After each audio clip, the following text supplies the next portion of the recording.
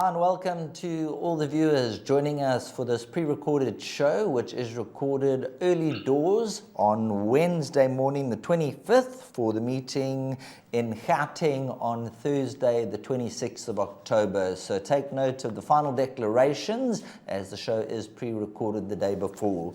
Joining me on the line is Alistair Cohen. Alistair, firstly, how are you doing? And you've told me the weather that side's quite warm. Yeah, good day, Sheldon. Good day to all the viewers, all the racing fans. A big weekend coming up, obviously. The Springboks is at the forefront of our mind with, obviously, the return of Seat again at Hollywoodbets Greyville on Saturday. An excellent card at Turfentine on Saturday as well. A lovely card at Hollywoodbets Durbanville on Sunday. But I think we all got our mind on the rugby. And to be honest, going through this Thursday card at the Vaal, my mind will be on the rugby as well. I mean, I'm presenting on Thursday, but this card, if you catch one of the exotics, you'll be smiling. How I'm doing very well, thanks, Sheldon. I trust you are too. And your sources about the weather spot on. It's been very warm the last few days, and we shouldn't have any issues weather-wise. It's going to be a stinker on Thursday. Super, let's get straight into the opening event, race number 1, which is the opening leg of the bar pot. Alice has elected to go with the place accumulator, so race number 2 will be the PA. Opening up race number 1, they are betting 7-2 the field. Number 2, White Hills, and number 14, Winter Path, and then 4-1 about number 3, Wait for Green Light. Alistair, when you look at the first race, White Hills has had the 7 runs, Wait for Green Light's had the 7 runs, and then you got Winter Path, who's only had the 2 runs to date. Yeah, and what surprises me most about the betting that you've just quoted is that Jumping Analia is not at the top of the board, because I'm most keen on her. I don't think she stays 1,200 meters. I think she is one-dimensional, quick 1,000-meter horse. There was a drift about her last time out as well, and she ran accordingly. If you go to the run to Micker's Bomb, Jumping Analia finished in front of White Hills. I know that was a while ago, and White Hills was coming off a layoff, but it also was Jumping Analia's first run. And I think just letting her stride is going to be the key for number 5, Jumping Analia. You know, she's no bar pot banker by any stretch, but I'm convinced she'll run to the first 3. And then her danger's number 2, White Hills. You know, she's been sparingly raced after coming out early as a 2-year-old. She's banging at the door. She'll win soon. And then number 14, Winter Path, has to go in as well, because at least she can kick on and be something that not many of the others will be. So I have respect for 14 Winter Path under Samango Kamalo for Sean Terry, but my top choice is number 5, Jumping Analia. I think that she's the one they all need to beat. Well, there you have it from Alistair in the first race, and that might just be the value play to get some money in the bank at around 5-1 and 11-2, number 5, Jumping Analia. Race number 2 will be the opening leg of the place accumulator, and that is your suggested bet for the day. And probably race number 2, most of the punters out there, they'll be taking all their doubles and trebles with number 12, Weather Wizard, the son of Rafif from the Brett Crawford stable. Now that first run, the average rating was a 78, eye-catching over the 1450, Alistair? Yeah, he definitely was, Sheldon. You know, a few keys. I'm good friends with James and Brett Crawford, but I do like to let everyone know when Brett Crawford's in town. He is in town, obviously, with an eye on Saturday with Winchester Mansion. Weather Wizard's first run was all wrong. He came via Boyson's. He had no luck from a deep draw. He didn't really overcome it, and he turned it on at the end. He's a good-looking, strapping, more experienced horse, should be a more experienced horse, and from that point of view, I'd banker him in all bets in the bipod and the place accumulator. I'd go close to saying the best bet on a tricky card, so he could be the money maker on the afternoon. I expect the extra 150 meters to suit him. Now, see, funny enough, it's a family of sprinters, or horses that don't go past a mile. They can reach a mile, but they're most prolific over shorter than 1,600 meters. But the way that Weather Wizard turned it on the inside track, I think suggests that a mile won't be out of his range. So I'm going to go in with him as my top selection, number 12, Weather Wizard. There are a couple of interesting runners here. Number 7, Bob, was the subject of support on debut and was comfortably beaten by Weather Wizard. I can't see that turning around, but I do expect Bob to improve. Number 10, Karoo Gold, also a very nice debut from a rough draw. He's got a good draw. The school of thought is he's going to be a race. I think everyone can see he's going to be a racehorse when he goes over an extended trip. So 1,600 meters, second start, he should earn. But to 2,000 meters, hopefully next time, and the runway should be clear for him to win. Also have respect for number 8, Force Debut, but I will be bitterly disappointed number 12, Weather Wizard, doesn't at least run to the first 2, but I think he should win. That'll take us on to race number 3, which will be run over the 1,600 meter distance. Here you've gone with numbers 2, 4, and 11. Let's kick off with Regal Daughter, obviously from the Candace Dawson stable. Much improved career best last time out. How's the daughter of William Longsword progressing? Nicely, Sheldon. You know, that run was actually no surprise, to be honest, because she probably got started a little bit too soon. You know, as a 2-year-old, when the mother was placed in the South African Oaks and the Volkerbos Drift SA Oaks. So you know, giving her the time and bringing her back in a 14:50 did her a world of good. She's pulled up out of that race nicely. She goes an extra 150 meters. So yes, she should be set up for a good run. Can't be overly confident about her, you know, just because there are a few horses in here that are in the same place that look just about ready to win. So she'll run well with number 4, Regal Daughter. You know, the connections will be disappointed if she's not in the first 3. She'll go close enough if she doesn't win. But there are a few horses here that make me think. Now, I don't like number 2, Pink Diamond, but I put her into the place accumulator. Just hear me out. She's got a horrible draw. She's drawn 11 out of 11 over 1,600 meters on the Vaal Classic track. You don't want to be there. But her last couple of runs show that she's just about ready. But also, she was carded to run in that meeting a couple of weeks ago, where the meeting got cancelled after one race due to the 5 mils of rain that fell at the Vaal. And number 2, Pink Diamond, the money on her on that occasion was frightening. I don't know why there was money on her, because I gave her a place chance. I didn't really put her in with a winning chance. But that just rings in the back of my mind that someone out there like Pink Diamond only 2 weeks ago, or some people out there like Pink Diamond 2 weeks ago. So I'm just casting my net out. I'm actually fishing with number 2, Pink Diamond, to be honest, because that fact just rings with me. And then number 11, Venetian Moonlight. First one pretty much the same as the second, to be honest, but goes probably a more suitable trip for the first time in her career. Again, the draw's not ideal, but I expect her to be ridden positively, and if she does step up over the extended trip, then she'll go well. Another horse you don't want to leave out of the pick 6 is this Lucky Hudalakis runner, number 9, Empress of Normandy. The way she ran on debut, she's trying for a mile. I left out the place accumulator, but I'd be interested in the pick 6 with number 9, Empress of Normandy. Chuck her in. I'm glad you mentioned number 9, Empress of Normandy, because I was going to mention horse worth throwing in, jumping from the 1,000 to the 1,600 from a neat draw, certainly worth throwing into the play number 9, Empress of Normandy. Let's move on to race number 4, where they'll do duty over 1,800 meters. The off time is 14:05. Race number 4, and they are betting 3-1 the field. Number 2, Solar Diva, is your 3-1 favorite. Then we have number 5, Azaleas for All, 9-2. And number 1, United We Stand, is around 5-1, with number 6, Crystal Maiden. Let's have a look, see here. You looking at horses 2 and 4, Solar Diva and number 4, Perform. Yeah, and I'm going to start off with a horse that I don't have in. So I sent these selections yesterday morning, went for lunch yesterday. Myself and Nico went for lunch. Piers Straydom was there, and Fani Bronkhorst was there. And he said, what do you guys like on Thursday? Because I'm going to have a winner. And we went through the card, and I said, I like a bit of Empress Game in the last race. He says, yeah, good chance. I said, I think City Lights can run well. He said, yeah, she'll run well, but you're missing the winner. And he said, Azaleas for All. And draw 1, and I left it out. But his reasoning was draw 1, Muzieni, 7.5 legs to Champagne Cocktail. Champagne Cocktail beat a much stronger field by 6 on Saturday. So he likes number 5, Azaleas for All. So there's a little bit of help. But I've gone 2 and 4 in the place accumulator. I'm still comfortable with that in the PA, so that's why I didn't readjust my selections. Number 2, Solar Diva, another point that he made. He said Solar Diva ran 2 lengths to Mount Etna. And I said, yes. And he said, that's my horse. But I also made the argument that Solar Diva choked up right before the line, and when it looked like she was winning, she just sort of threw in the towel. So Solar Diva's frustrating. 11-run maiden, you know, she's going to get it right one of these days. This is as good a chance as she's had of late.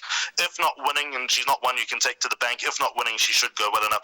And I liked the run from Perform last time. I know that she was beaten by Anten and Arrivo, who took a long time to win a maiden, and her post-maiden run was fair without breaking down any barriers. But I saw enough from number 4 Performance to think that she won't be too far away either. I like the Vermeulen stable. They present their horses well. Philip Vermeulen's an excellent horseman, as is his wife, a good horsewoman. So number 4 Perform will be there and thereabouts. But the Broncos' confidence yesterday was noticeable about number 5 Azalea's for also. Make sure she's in your pick 6. Don't be foolish like me. Now, Alistair, going on to race number 5, I'm not even going to try and dissect the form and go through them. You've gone with no less than 4 runners. Yep, and I don't want to spend too much time on this race either. It's a matter of survival here, Sheldon. 1, 2, 4, and 11 are my numbers. COVID operator needs a race run to suit. He'll be thundering home over the closing stages. He's a complete overachiever. Johan Janssen van Vuren will argue that as well. He's not one to let run loose. Even though Esquivel probably better on the East Coast than he is in Joburg. You know that I did the show with Dees on the 10th of August, and I thought Esquivel was an absolute good thing to run into the first 4. He's my value bet on the card, and as usual, I was a run too early. His rating dropped, went down to Hollywoodbets Greyville, went bang, bang, and a close-up third to Valiente. So number 2, Esquivel, under Pierce Stradum. I like the Binder yard is the most in-form yard in the country right now as well. Number 4, Willow Express. If it was a 1,400-meter race, I would like him a lot, but his rating drop, I think, is going to propel him to go in close. He was also carded to run 2 weeks ago in that meeting that got called off after one race where I liked him a lot. 1,200 meters might be a bit on the sharp side, but I'm just going to back up because I have an inkling that he's winning soon. And then the other horse is number 11, Written in Stone. Good last run. He comes in under sufferance, which is obviously not ideal, but he's always worth chucking in. He's a nice value horse, number 11, Written in Stone. That'll take us on to race number 6, and a number of the punters will be saying number 10, Raven Black, who is 2 in a row after beating Dreamland, came through and absolutely walloped Richard the First, where the average rating was an 86 in a graduation. You really like this horse, number 10, Raven Black? He looks like one of those masters of my faith that could go through the divisions. Yeah, just on what I saw last time out, Sheldon, he's going to be a very hard horse to beat. There's been money for him. He's one of the money horses on the card. He's been sparingly raced. It's well documented that he's got a couple of issues. Number 10, Raven Black. He's a bleeder. He does sort of come back with a couple of issues after his runs, etc. But I think he's past that, and if he is past that, as evidenced by his last run, he will take a lot of beating with number 10, Raven Black. So I banked him in the place accumulator. There's no shortage of horses that have a chance if Raven Black drops his bundle, but I can't see him missing the first 3. His last run to me looked like feature race material. Lightweight, very, very hard horse to beat. That'll take us on to race number 7, and just getting the anti-post betting here. Race number 7, where you have gone numbers 2 and 5, Global Thunder, and number 5, Miss Hannigan. And just looking at the betting, number 9, Wings Within Me is 5-2. Number 2, Global Thunder is down 4-1. And then we have Ice Star 4-1, 6-1, and Better the Rest. Now looking at number 2, Global Thunder, there has been an early move. Yeah, this is a complex race here, Sheldon. So 2 and 5 are my numbers, and I do respect the money on number 9, Wings Within Me as well from a punting yard. But Global Thunder ran above her rating last time. She only got £6, but she ran well above that with Moving In, finishing second. I don't think Moving In was quite the was certainly not the performance they expected from Moving In. So Global Thunder may have gotten away with it last time out, but she was tested at a high level. She wasn't disgraced. She's probably not a grade 1 horse, but she has enough about her to suggest that she'll go in there. And then number 5, Miss Hannigan, as you mentioned, that goes in. Asandiwe Mgudwa takes her out for Joe Soma. Joe Soma is a bit quiet at the moment, but he does normally come well this time of year. I think she needed her first run back. She ran like she needed her first run back.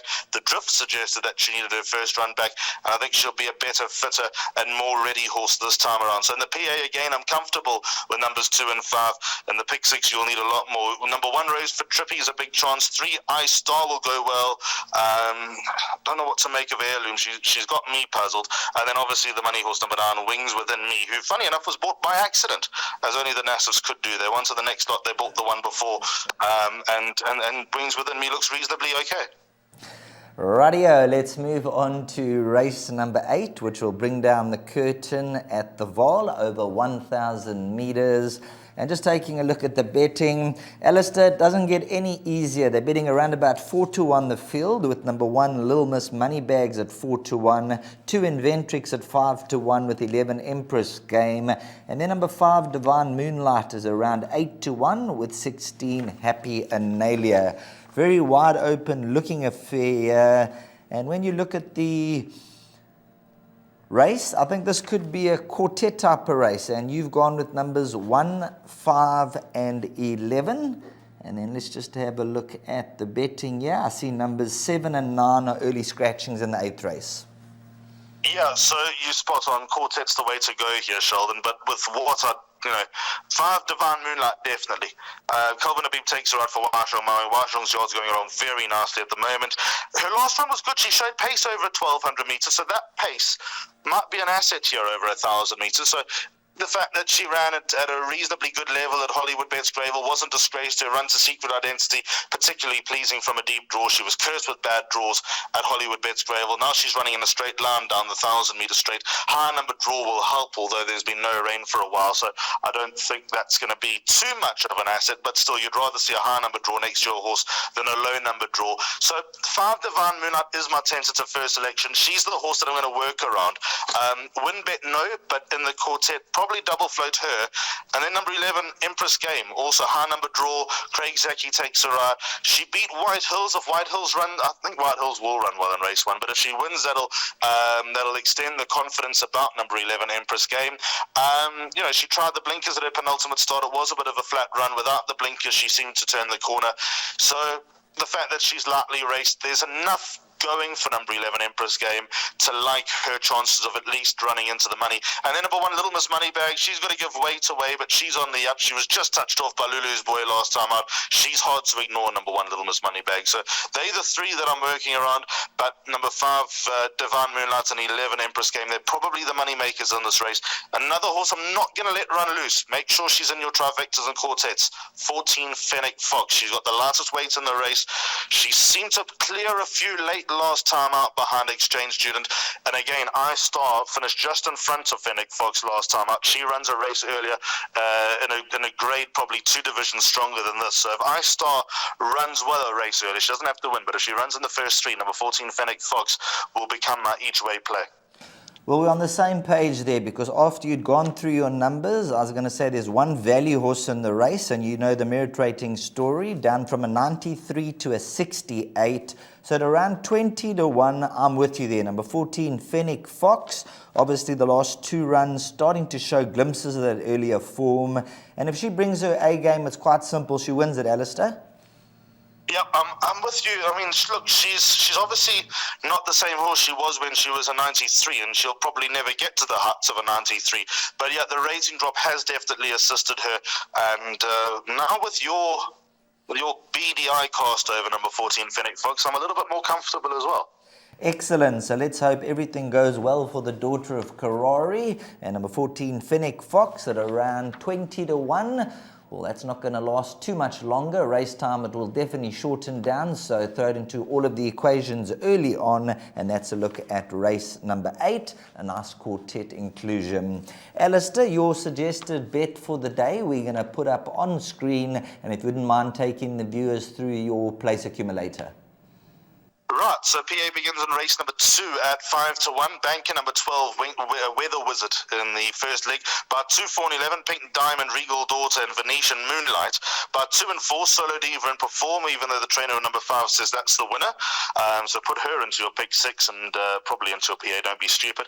By 1, 2, 4 and 11, so COVID Operator, Esquivel, Willow Express, and Written in Stone. Then Banker number 10, Raven Black in race number 6, I like him. Then 2 and 5, so Global Thunder and Miss Hannigan, and then by 1 Little Miss Moneybags, 5 Divine Moonlight, and 11 Empress Game, and number 14 Fennec Fox, probably the money maker in trifectas and quartets, and a nice each way bet. Well, thanks very much, Alistair, for going through the card. We'll look to make some money on the day, and the guys are going to need some money for the weekend, because what a weekend awaits us, Alistair. Oh, Absolutely. I mean, look, this weekend is every sports and racing lover's dream. It's going to be bumper to bumper from early morning Saturday until late at night on Sunday with some good racing at Hollywoodbets Durbanville. It really is the dream. I'll be working Friday, Saturday, Sunday, so there's not much attention that I'm going to be paying, but I will certainly be looking up all the scores, all the results, and catching whatever I can on social media. So, yep, great weekend ahead, and a little bit of extra money in the pocket will go a long way. As per usual, thanks very much for all the input. Take care, and we'll chat to you soon, Alistair. Perfect. Thanks, Sheldon. Thanks for your time. To all the viewers, have a wonderful Thursday, and we'll chat again soon. Excellent. Thanks very much to Alistair Cohen on the line, giving you all the selections, the lowdown, the place accumulator, and found one or two horses that you can maybe have a little bit of an each way go on. And then, of course, the wonderful Dream Weekend awaits us.